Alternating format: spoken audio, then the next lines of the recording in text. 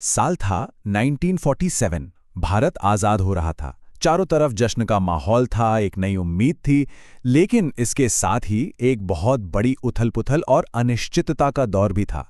तो आज हम समझेंगे उन बहुत बड़ी चुनौतियों को जिनका सामना इस नए नवेले राष्ट्र को अपनी आज़ादी के ठीक बाद करना पड़ा। तो चलिए शुरू करते हैं। भारत के पहले प्रधानमंत्री जवाहरलाल नेहरू के ये शब्द। इन्होंने आज़ादी की उस जीत और एक सुनहरे भविष्य की उम्मीद को एक आवाज़ दी। ये उनका मशहूर ट्रिस्ट विद डेस्टिनी भाषण था और सच कहूं तो इसने पूरे देश में एक नया जोश भर दिया था। लेकिन उसी जोश और जश्न के बीच महात्मा गांधी की आवाज़ में एक बहुत गहरी चेतावनी भी थी। उनके ये शब्द उस विरोधाभास को दिखाते हैं जो आज़ादी के साथ आया। मतलब एक तरफ खुशी थी तो दूसरी तरफ बंटवारे का असहनीय दर्द। तो सवाल ये था, सबसे बड़ा सवाल, कि क्या भारत एक रह पाएगा? क्या यहाँ लोकतंत्र टिक पाएगा? और क्या ये देश अपने हर एक नागरिक के लिए तरक्की, विकास सुनिश्चित कर पाएगा? बस यही 3 चुनौतियां हैं जिनके बारे में हम आज बात करने वाले हैं। चलिए, सबसे पहली और शायद सबसे दर्दनाक चुनौती से शुरू करते हैं। ब्रिटिश भारत का विभाजन। ये एक ऐसी त्रासदी थी जिसने लाखों करोड़ों जिंदगियों पर एक कभी न मिटने वाला निशान छोड़ दिया। विभाजन की जड़ में था टू नेशन थियरी या द्विराष्ट्र सिद्धांत, जिसे मुस्लिम लीग आगे बढ़ा रही थी। मतलब उनका मानना था कि भारत किसी एक कौम का नहीं, बल्कि हिंदू और मुसलमान नाम की 2 अलग-अलग कौमों का देश है। और इसी सोच के आधार पर मुसलमानों के लिए एक अलग देश यानी पाकिस्तान की मांग की गई। लेकिन देखिए, कागज पर यह सिद्धांत जितना सीधा लगता है, असलियत में उतना ही पेचीदा और दर्दनाक था। कई बड़ी दिक्कतें थी। पहली, ऐसा कोई एक इलाका था ही नहीं जहां सिर्फ मुस्लिम बहुमत में हो। दूसरी, सारे मुस्लिम बहुल इलाके पाकिस्तान में जाना भी नहीं चाहते थे। और सबसे भयानक बात, पंजाब और बंगाल का बंटवारा होना था, जिसने वहां के समुदायों को बेरहमी से 2 टुकड़ों में बांट दिया। और इसका नतीजा था इंसानी इतिहास का सबसे बड़ा, सबसे अचानक और सबसे त्रासद विस्थापन। करीब करीब 80 लाख लोग। सोचिए, 80 लाख लोगों को अपना घर, अपनी जमीन, सब कुछ छोड़कर एक नई सीमा के पार जाने पर मजबूर होना पड़ा। ये आंकड़ा उस वक्त की भयावहता को दिखाता है।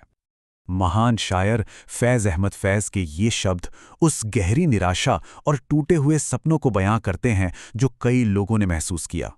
ये वो सुबह नहीं थी जिसका उन्होंने इतनी शिद्दत से इंतजार किया था।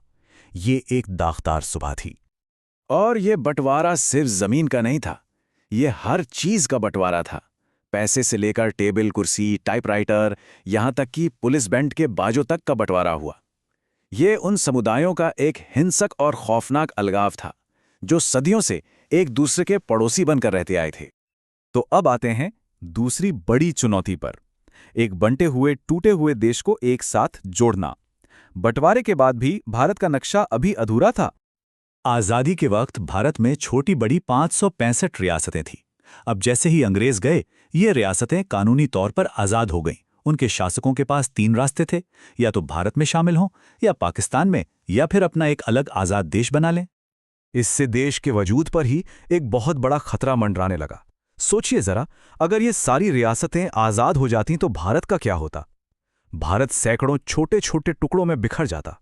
एक अखंड भारत का सपना ही रह जाता।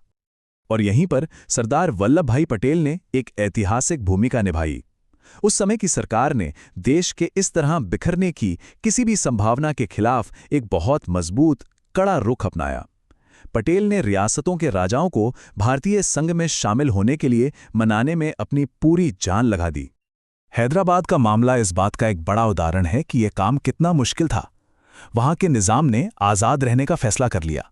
जब हैदराबाद के लोगों ने इसके खिलाफ आवाज उठाई तो निजाम ने रज़ाकार नाम की एक क्रूर सेना को उन पर छोड़ दिया। आखिरकार सितंबर 1948 में भारतीय सेना को दखल देना पड़ा और हैदराबाद भारत का हिस्सा बन गया। तो समझने वाली बात यह है, ज्यादातर रियासतों का विलय शांतिपूर्ण बातचीत से हुआ। शासकों को एक सहमति पत्र पर दस्तखत करने के लिए राजी किया गया, जिसे इंस्ट्रूमेंट ऑफ एक्सेशन कहते हैं। यह सरदार पटेल की सूझबूझ और दृढ़ता ही थी जिसने एक संयुक्त भारत की नींव रखी। अच्छा, देश को एक तो कर लिया, लेकिन अब अगली चुनौती थी उसकी अंदरूनी सीमाओं को फिर से तय करना। और ये सिर्फ कोई नक्शे पर लकीरें खींचने जैसा काम नहीं था, बल्कि ये तय करने वाला था कि भारत का भविष्य कैसा दिखेगा। उस समय के नेताओं के सामने एक बहुत बड़ी दुविधा थी। आज़ादी की लड़ाई के दौरान कांग्रेस ने वादा किया था कि आज़ादी के बाद भाषा के आधार पर नए राज्य बनाए जाएंगे, लेकिन बंटवारे का घाव इतना ताज़ा था कि नेताओं को डर लगने लगा कि अगर भाषा के आधार पर देश को बांटा तो कहीं और अफरा तफरी न मच जाए, देश टूट ना जाए। लेकिन जनता इंतजार के मूड में नहीं थी। पुराने मद्रास प्रांत में तेलुगु बोलने वाले लोगों ने अपने लिए एक अलग राज्य आंध्र की मांग को लेकर एक बहुत बड़ा आंदोलन छेड़ दिया। और जब गांधीवादी नेता पोट्टी श्रीरामुलु की 56 दिन की भूख हड़ताल के बाद मौत हो गई तो हालात बेकाबू हो गए, हिंसक प्रदर्शन हुए और आखिरकार सरकार को झुकना पड़ा। इन आंदोलनों के दबाव में केंद्र सरकार ने 1953 में राज्य पुनर्गठन आयोग बनाया। इसी आयोग की रिपोर्ट के आधार पर 1956 में राज्य पुनर्गठन अधिनियम पास हुआ और इसने भाषा के आधार पर 14 राज्य और 6 केंद्र शासित प्रदेश बनाए। इस एक कानून ने भारत के अंदरूनी नक्शे को हमेशा के लिए बदल दिया।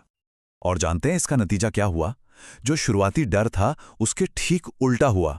इस फैसले ने असल में भारत की एकता को और मजबूत किया। इसने ये दिखाया कि भारत अपनी अलग अलग भाषाओं और संस्कृतियों का सम्मान करता है।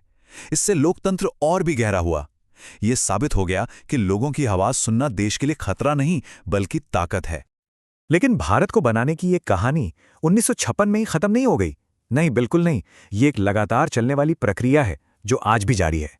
भारत का नक्शा लगातार बदलता रहा है। 1960 में बंबई से महाराष्ट्र और गुजरात बने, फिर पंजाब का पुनर्गठन हुआ। यह सिलसिला 21वीं सदी में भी जारी रहा। 2000 में 3 नए राज्य बने और सबसे हालिया उदाहरण है 2014 में तेलंगाना का बनना।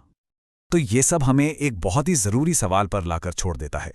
1947 की उन भयानक चुनौतियों से भारत न सिर्फ बचा बल्कि और मजबूत होकर उभरा। लेकिन ये पूरी कहानी दिखाती है कि एक राष्ट्र कोई पत्थर की लकीर नहीं है, बल्कि एक जीती जागती सांस लेती हुई सच्चाई है जो लगातार बातचीत, बहस और बदलाव की प्रक्रिया से गुजरती है। और शायद यही आज़ाद भारत की सबसे बड़ी सीख है।